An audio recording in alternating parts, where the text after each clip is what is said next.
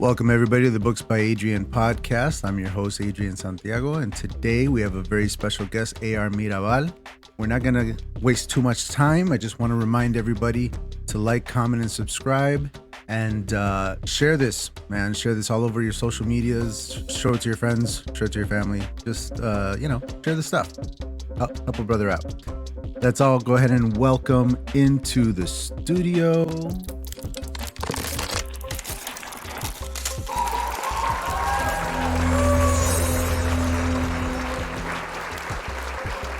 AR, how you doing, brother? Hey. Welcome back, man. This is your third time on my channel, isn't it? It is the third time, the magical number. Yeah. I believe that makes you my what's it called? My recurring co-host. The most recurring. Most recurring. Yeah. I like it. You need to have a little bow. I'm getting stuff ready for like a soundboard and all that kind of stuff. That is coming eventually, but StreamYard really makes things a little difficult for that. So I might be switching over to a new streaming service. But yeah, I'm gonna be going full radio DJ on this thing. Yeah, that's the dream. The best I got on my podcast is that Winslow guy from Police Academy. You know, that's a good one. That's the best I got. Well, that's a good segue. Let me give you the stage here. Tell everybody at home who you are, where you're from, and what you got going on over there. Well, you may know me as A.R. Mirabal. I am an author, podcaster, graphic designer, XYZ. CEO of Neotino. We are getting indie authors a voice, helping them out. One of the main things that I got into this thing was how much money you need as a frontward investment. So one of the main things we're helping on is payment plans for, covers, editing, XYZ, whatever you need. We have a really strong team. They've helped me get my book out, which is, Allegory of the End. Debut had just come out a couple months ago. It's actually up for cover of the month on all authors currently right now. Whenever it is that you hear this, go ahead, find my link tree and give it a quick vote. Help a brother out, as Adrian was saying. And I also have a podcast, AR's Tales, aka the ART podcast, where I actually just met this handsome fella right next to me for the first time, and a whole bunch of awesome authors that we just get together and talk and promote and chit chat. I really, really love what you're doing over there with Neotino, bro, because with my rebranding and the relaunch of the site and everything, one of the things that we're doing is we're kicking up a little community, and it's mostly geared at first-time writers who want to become an author for the first time. And when people say I'm going to write a book, people who don't write, their idea is, oh, he's gonna sit down, he's gonna write a book on a piece of paper and then turn it in. No, bro. The process of writing a book is so insane, and no matter how much you know about it, you find out you don't know jack until you actually start writing one. And it can be very intimidating for first-time writers, and they can fall off, you know what I mean, and give up and not make it even through the first draft. And so my platform is going to be geared towards helping those folks out to hey, if you can't finish a first draft, come over here. I'm going to help you finish your first draft. And then it sounds like you guys over there at Neotino would take it from there when they're like, oh, you've got a first draft, you got a second draft, you're going to an editor. All right, this is where the money is going to start costing you. You got to pay for the editors, you got to pay for the cover designers, the formatters, you got to pay for all this stuff. So it sounds like when I'm done with them, I'm going to be pushing them in your direction. You know what I'm saying?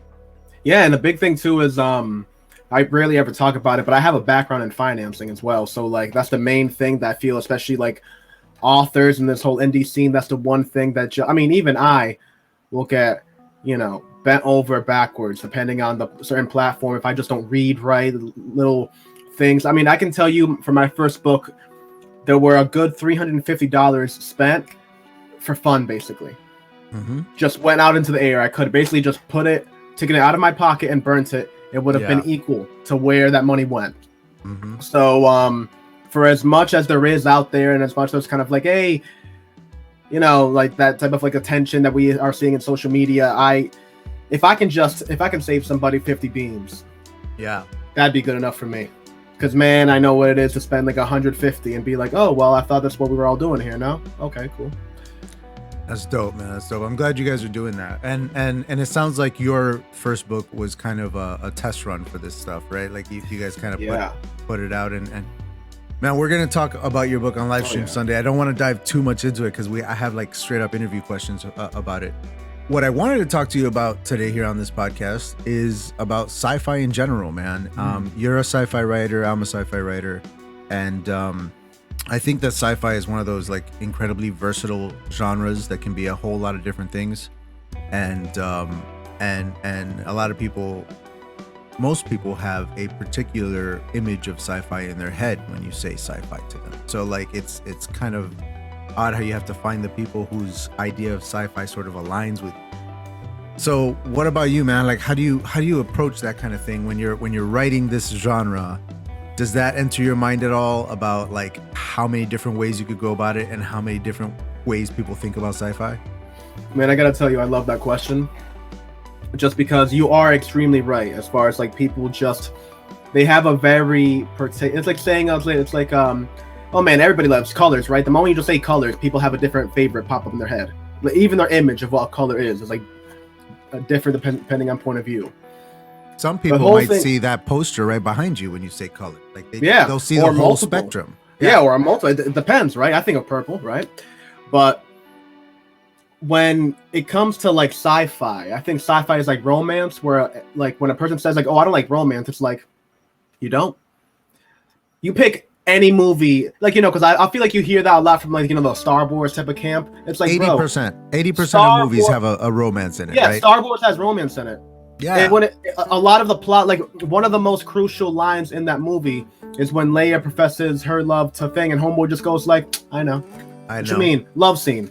Yeah. Like it's not, you know, it's not Notebook. They're not crying in the rain, talking like, you know, having like a 3-hour powwow about it. But it is the same thing in essence.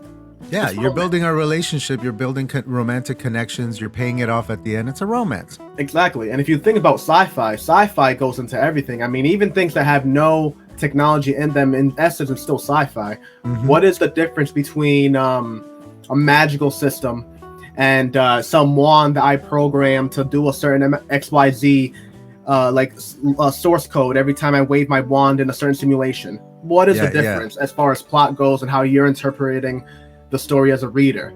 Zero. It is just on honestly the author's end, right? Like how they feel like conveying the story. But as far as, you know, what you're feeling at the GUI, as the coders would say, it's right there. It's you're asking the reader to do the exact same thing, to imagine the exact same way, to suspend their disbelief and go with you. And it's like You're right. It is very similar. I've always said that sci-fi and fantasy are the same genre, and people always argue with me. I'm like, okay, whatever. But definitely. But that's the thing, is that it's almost not even a genre. It's almost a category, isn't it? Because it's mostly like window dressing. It's mostly the setting, the stage. Your plot is always going to be something else. You know, when you think of, for example, Minority Report. You know, that's a sci-fi movie, but the plot I would call more of a action thriller, a mystery thriller. Mm-hmm. And then you've got, you know, iRobot, that's a murder mystery. Yeah. What's one that goes in a wild other direction? Hitchhiker's Guide to the Galaxy, if you ask me, is a straight comedy. Yeah. I got some buddies who say it's a D&D game, but yeah. Yeah, which I honestly, I feel it's hard to do, to like really get a guttural laugh from a person, and you know, there's not a person, comedy is the hardest thing to write by far. Yeah, to write, I mean, Jesus, it's pretty hard to act out being funny, not even throwing in there how to convey that in text. I mean, masterwork. I'll posit any day of the week that comedians are probably the greatest writers in our society, because for a comedian to be able to stand in front of you and with only the words that he's speaking take you on this crazy ride with setup, curveball, punchline, setup, punchline, setup, another curveball, another, you know, like the way that they do it, they're modern day poets. And it's crazy how, think of some of the greatest performances in film history, and most of them are comedians. You know, Jim Carrey in Eternal Sunshine of the Spotless Mind. You know, Robin Williams. Think of how many dramatic roles Robin Williams knocked out of the park. Bill Burr is low key, Bill man. Burr. Like, he hits out of the park anytime he steps up. And on that thought, Bob Odenkirk, who plays Saul Goodman, he's a comedian. He started out on Mr. Show, and he's turning With in David right Cross. now. Yeah, and he's turning in right now one of the greatest performances on television in Better Call Saul. His performance on that show is spectacular. And he's a comedian, and it's because they have to be able to do everything. They got to be able to scare you. They got to be able to calm you down. They got to be able to make you feel safe. They got to be able to sucker punch you. Like, a comedian has to master storytelling in a way that so few do, I think. So, especially even for a sci-fi to have comedy in it, like Guardians of the Galaxy, you know, the fact that it's a straight up comedy like that, you know, it's bananas. Yeah, I mean, like, the thing is too about comedians is that, like, their craft is just legendary to me because you don't even know that they're writing. I remember the first time that I started listening to podcasts and like they were talking about like writing. I was like, wait, you write this? Yeah, they sit down and they write. They sit down for hours and they write and write and write. I thought you just had a funny thought and were like that funny that you could just remember them. Because that's the one thing you always like talk to your friends. Like I would go, like, how do you remember those jokes? And some do. I'll crack a joke, but I don't remember that joke. I won't even say that joke twice the same week. Yeah, and it you know, it happened because of the context of the situation you were in, that your brain was able to spark that. That's why you don't even remember context. Exactly. Yeah, it's all in context. That same statement would be incredibly inappropriate and unfunny in a different situation. You know, it's not going to kill every time. Yeah, exactly. They create the context. Yeah. So I always try to inject some comedy into my work, man. You know, I'm writing a murder mystery basically in a sci-fi world, and I gotta throw funny characters in there, or not even funny characters. My main character is pretty freaking sarcastic, and even if she doesn't say it out loud, she'll think it sometimes. So sometimes it's just for the reader, you know. Yeah, I love that. Right now I'm working on the narrative that I'm working for Iris of Mercy, which is the spiritual successor of Allegory of the End. Right on. I'm working with a narrator that not only is aware of the main character's plot, not only is aware of the main character's universe, but aware of every universe and every possibility, everything. Like, he is basically a scholar of that character. Okay. So every so often he'll just go into a thing of like, oh, you see this moment right here is like the crux right here. In other universes, he turns into like a taxidermist and like, you know, like has a couple casts and like everything's normal. But this right here is what locks it in that he'll never have a regular life. Yeah.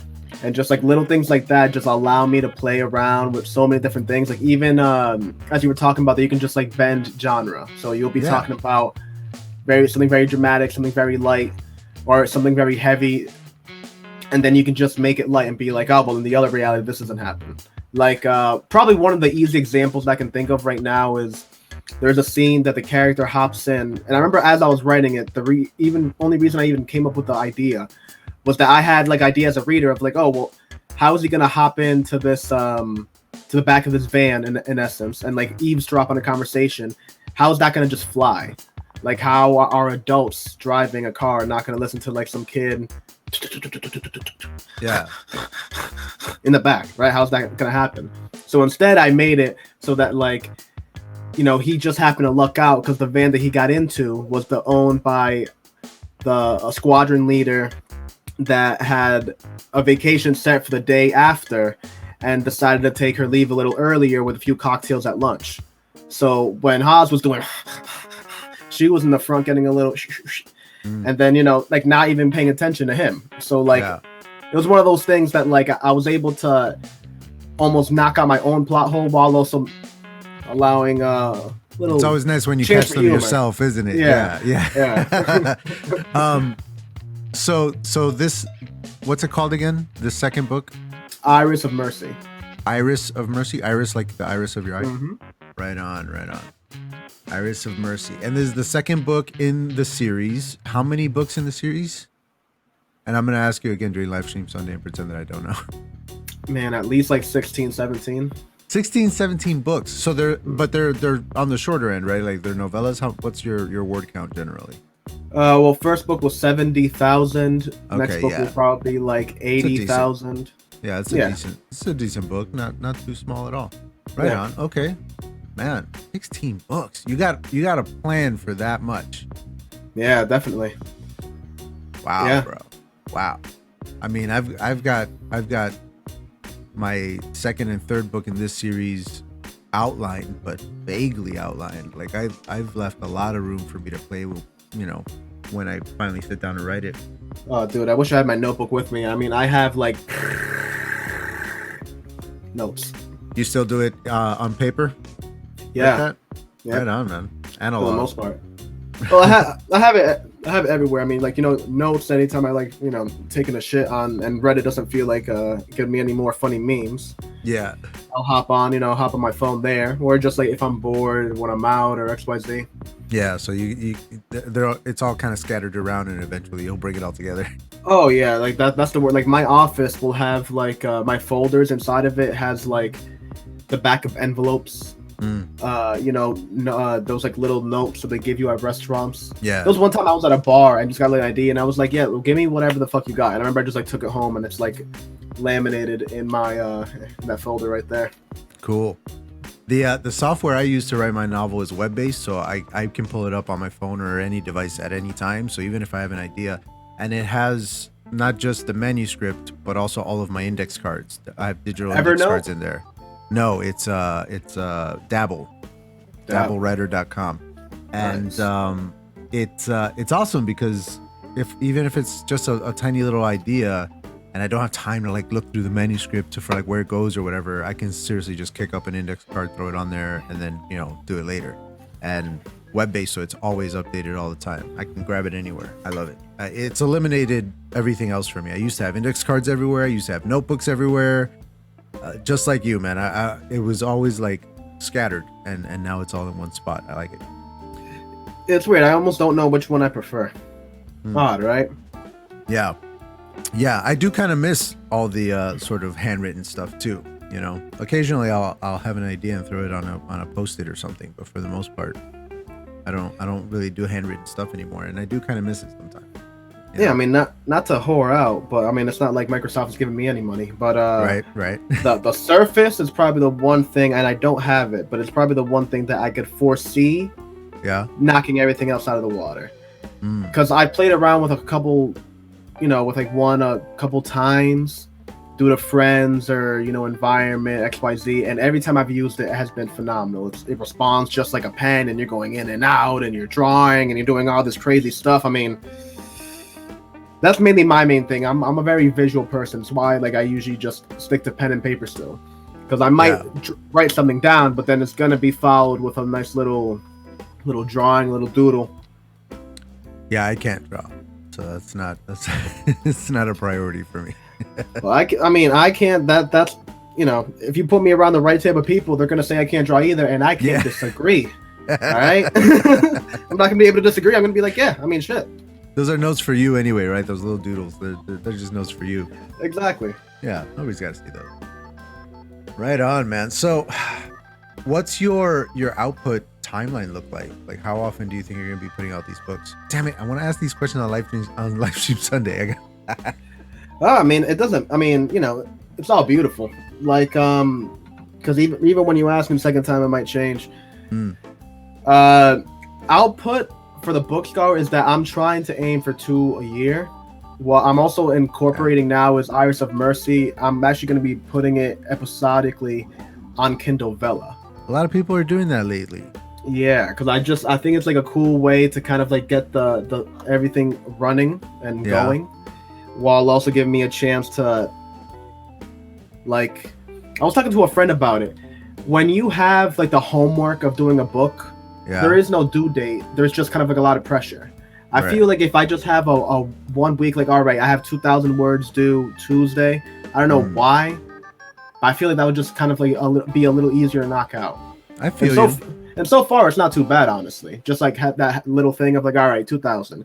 Even if there's 1,000 other things to do and other things to take care of that week, you can at least knock out 2,000 in a week. I mean, come on. Yeah. Yeah, I hear that, man. Like I always do better under the pressure of a deadline. I'll at least get it done and get it done right.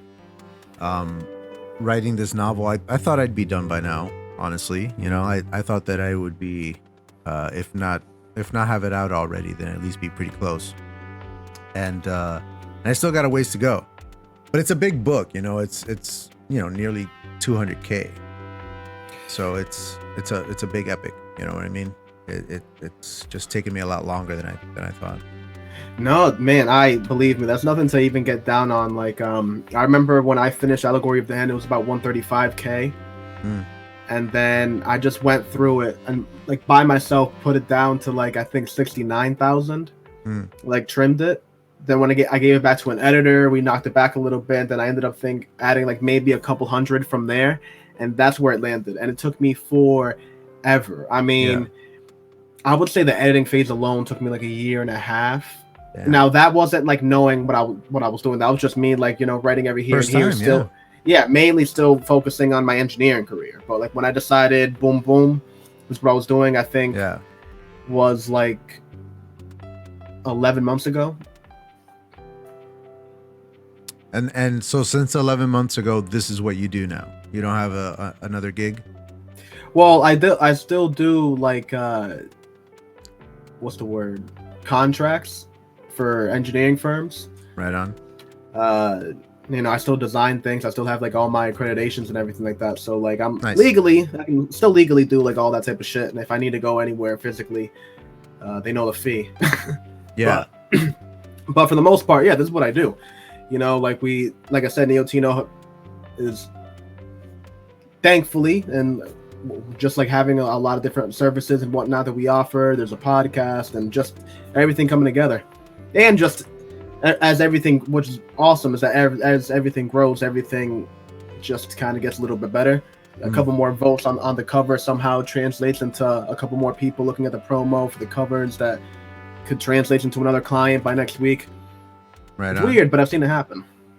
And are you guys focusing on any particular kinds of books, or is anybody welcome? Anybody welcome. The last thing that we did was like an anthology series. Actually, it won us an award. I believe the book is called Valley of the Dogs. It's like a short story about a dog that gets kidnapped. No, Lady Gaga's dog at that gets kidnapped, and it's actually through the point of view of the dog, so the dog talks and like stands. No, it's the most. When I heard the story, I was just like, wow. Yeah, that's going straight for the heartstrings, man. Like and you would think that it was like by like, you know, some like 26-year-old guy that smokes a lot of weed. Nope. 65-year-old war veteran wrote that short story. No bullshit, sir. No bullshit. And it's honestly awesome. It actually is really, really funny. And then right now I'm actually working on romantic music. I don't know if is musical a genre as far as writing goes. I know it has a lot to do with music. It's you mean a musical, like a stage play musical? It's not a musical, because I don't know how a musical book, that would be awesome. I hope I get it. I hope I get it. No, that'd be awesome. But it would be like the genre, the themes that it's dealing with is music derived. The characters are musicians. Like, I mean, but then that's so it's fiction. Yeah, it's like a musical. It's like fiction based in like a musical world. Another crazy one. It's like about a rock band or something, right? It's about a rock band, but it's like a murder mystery revolved around a rock band in the 70s. Cool. But it translates between the 70s and the 80s. So like I actually have one of the. This was actually. Because I do all the sketches like handmade. This was one of the testers. Let me put you up on the screen. Hang on one sec. Put it right. Okay. Oh, right on. Yeah. So as you can see, it looks like a person from like a farm and whatnot. Yeah. But then it's actually a stage. Like her shirt is people, the necklace is security guards, the earrings are band. Gotcha. Then even like the stage itself like sets up like the scene of what it is. So that's one of them, and then the one that I just told about, the musical one, is this one, because there's actually 2 books derived from this musical thing. Oh, that looks dope. Yeah, this one's just like a little bit more like groovy based. Yeah, that looks nice. Yeah, that's good.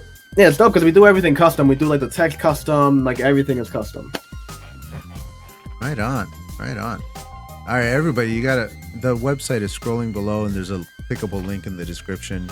Go check Grazie. all that stuff Thank out. you. Yeah, for sure, for sure. What's what are your plans for Neotino going forward? Like, what aspirations do you have for that company? So we actually had a book fair planned for November that got pushed back.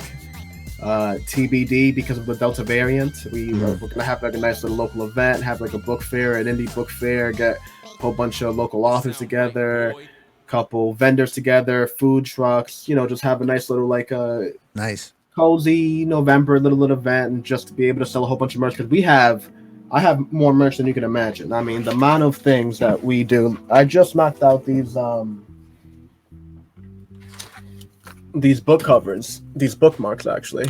I saw that on your here. I'll put you up again. I saw that on your Instagram, I think. Yeah. Yeah. And I thought I saw something about them being like custom or something like. Yeah, again, it's actually a thing that we do. I decided, like, I figured that as part of like of a way to get people introduced into the services, I figured that I would give people a bookmark design for $15. So $15, and that's a full cover design, however you want it, and you just simply take that design and you send it over to format printer, which I have. There's at least 3 around my vicinity, and I don't even live in like that crazy of a poppin' area. Yeah. And yeah, for a couple bucks, you just go cut it out, and you have a nice bookmark that you can infinitely use. Yeah, sounds nice. Right on. Yeah, it's awesome. Well, I just like doing this live. I love that. I love writing. I love art, and now I just basically spend my entire days doing that, if not talking to people. That's the dream, right? To just do the thing that you love doing. Yeah. And make your living doing that. Dude, I can't wait for the day that I don't have to punch a clock anymore, man.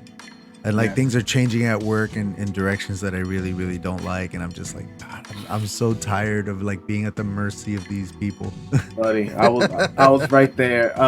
When I was like the height of when I was just like, yeah, you know what, fuck it. It was we were in the height of designing a new. I used to work at a laser company. So we were designing a new laser system, and the person and I designed like a system that because I work in the I was the only engineer that actually worked at the lab itself. So like not only did I like do all the engineering shit, but I also physically built the things with the guys, right? So like when I designed that thing, it was with the aim of like who the actually are going to be using it, right? And then the person that was above me, who didn't even have an engineering degree, no degree in engineering, was going back and forth on me on things that was already agreed upon by the people using it as the specific things that they wanted. And I'm going back and forth with a person that doesn't even have an engineering degree. Bro, it's like, you have a degree in chemistry. Yeah. I get you're smart as fuck, bro. But like, how are we having this back and forth? And then just because of the tenure and because of like the relationship with the boss, that was the person with the ear. So it just got to the point that I was like, yeah, what am I doing here? Like, what's the point? Yeah. You're preaching to the choir. I changed the industry, and that exact situation has happened to me within the last couple weeks.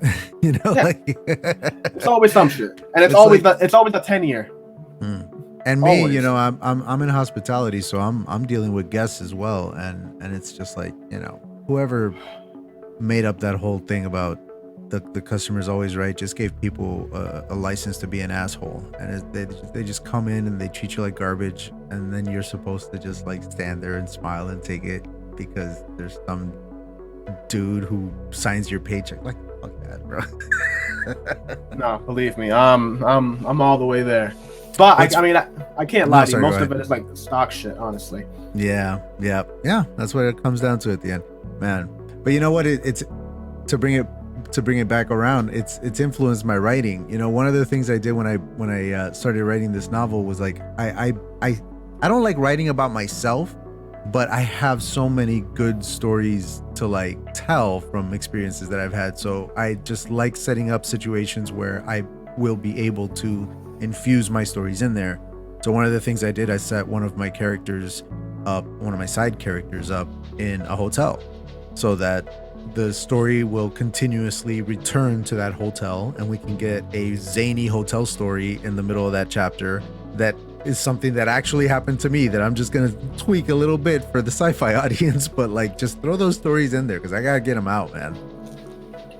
Man, we talked about that on my podcast, I believe. I love that idea, and it's definitely something that I've noticed. Well, people have told me is a thing with Allegory of the End, where what I did for my stories is that I essentially just broke down like my psyche and a lot of my beliefs into just distinct different people and just brought them up to like level 9. You know, we all have our doubts, we all have our XYZ. I basically put that into like a character manifestation of doubt. You know, we all have like kind of like that feeling of like, hey, you know what, I'm gonna rock today. You know, that little feeling of like, and then I put that into another character, and the reality of it is that it's like the unison that makes like an actual good person, because you should feel good about yourself, but like the balance between. Exactly. So like it ricochets throughout the themes of not just the book, but like the entire series. I mean, even the reason why the cover is black and white is like that whole dichotomy. It's a yin and yang thing. It's like you can't just go all out on either side and expect it to be a finished product, a good cake, right? You need a little sugar, a little bit of salt. You think I'm lying? Look at a packet of Oreos. They all have salt in them. I'm telling you. It's in everything. It's in everything. You just need it. You need balance. Yeah, it's true. You know, especially once I started cooking, I started learning that too. That it all comes down to the balance of the seasonings. Whatever. That's a different podcast. Okay, so well, writing and, you know, cooking, same thing. Ingredients, right? Mixing ingredients step by step. That's the whole thing of drama versus comedy. If you have like if it's too dramatic, then it's like, you know, you need waning some on levity. my You need some levity, because if you're just punching the audience the entire time, they're gonna get tired of being punched. Every now and then, you got to give them a hug before you punch them again. Yeah. You know? Yeah. And again, Jim Carrey, Adam Sandler, just like thinking back to my favorite, you know, romance movies. I think they chose those leads for a reason, because they know how. You know what?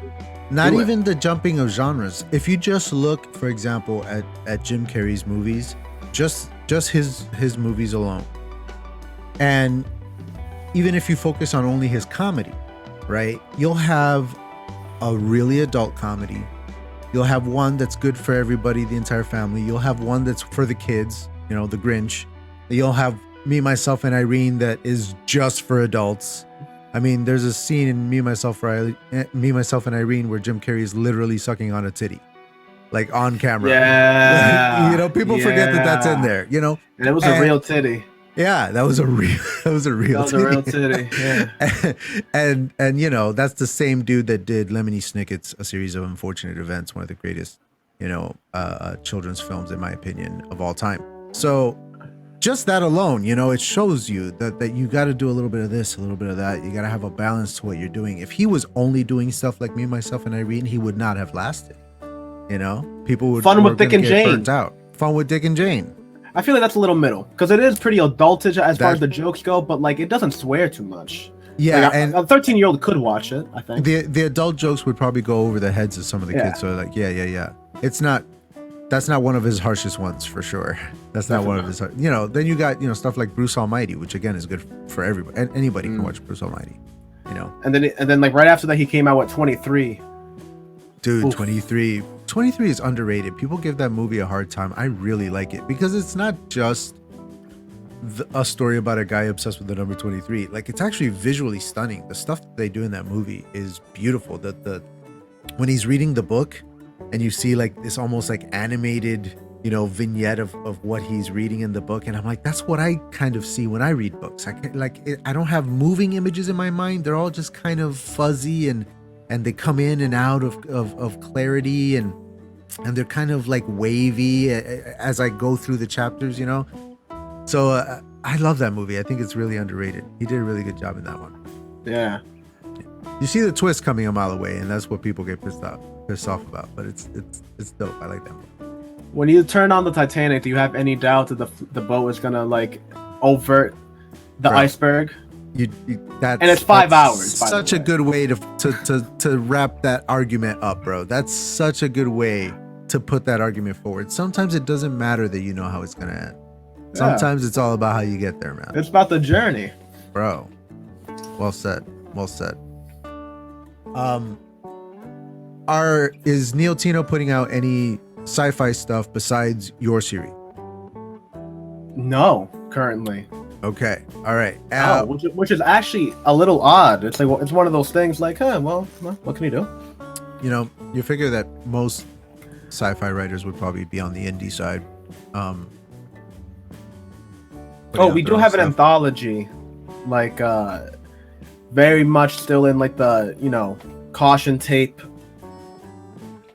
time frame right now. Still work in progress, in sight. Double fines for driving in this area, but I'm pretty happy about it because just like the response of it, like the short stories that I have read are really awesome in the sense that it's a sci-fi anthology, but in essence, I'm trying to aim at the same theme that we talked about in the beginning of the episode, where it's like sci-fi has no limit. No. Like the 3 short stories that I have are a sci-fi comedy that I wrote, a sci-fi horror written by Eliana Poe, and a sci-fi thriller by Sean R. Gams. I mean, there is no. It's like a murder thriller too. It's like a Neon City type of like murder, or like a Altered Carbon type of thing. Nice. Yeah. So like it had like I really do not believe sci-fi has any level of limitation. Her is a sci-fi movie, but it is love that movie. Oh my god, that movie is a freaking masterpiece. All right, so we're gonna keep the podcast on the short side today so that I have time to prepare for live stream Sunday in a minute. But one final question, and then I'm gonna throw it to you to say goodbye to everybody. Your series, I'm sorry, what's the name of the series? Not the first book. Oh, no, that's actually my fault. The series is called Death of Order. Death of Order. That's right. I had that written down and I forgot. Death of Order. You know how we were talking earlier about how sci-fi has like different flavors, right? And you can do all kinds of different things. What kind of, people would enjoy your series? In other words, what can you compare it to? What are some of the flavors that people might find in that?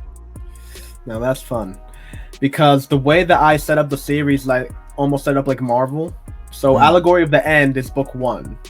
Well, Allegory of the End Volume 1 is book 1 in the series, but the sequel of Allegory of the End is actually book 3. Gotcha. Iris of Mercy is the first season, is book 2. Second season is book 4.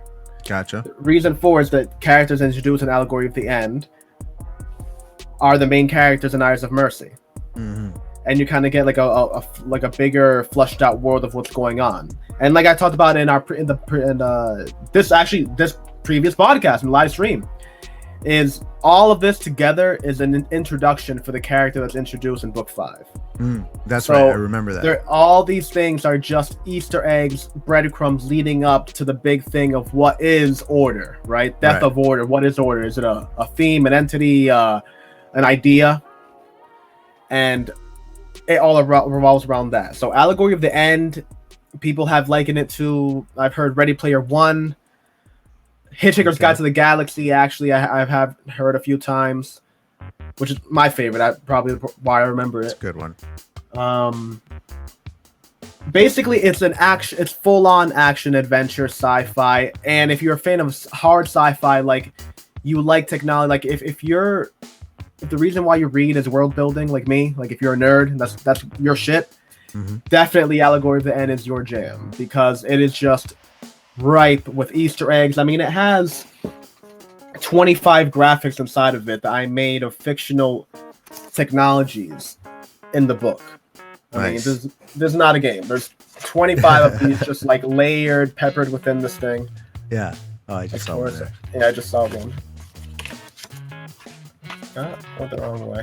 That's all right. Yeah, it's more than all right. Oh, right there. There you go. Oh, nice.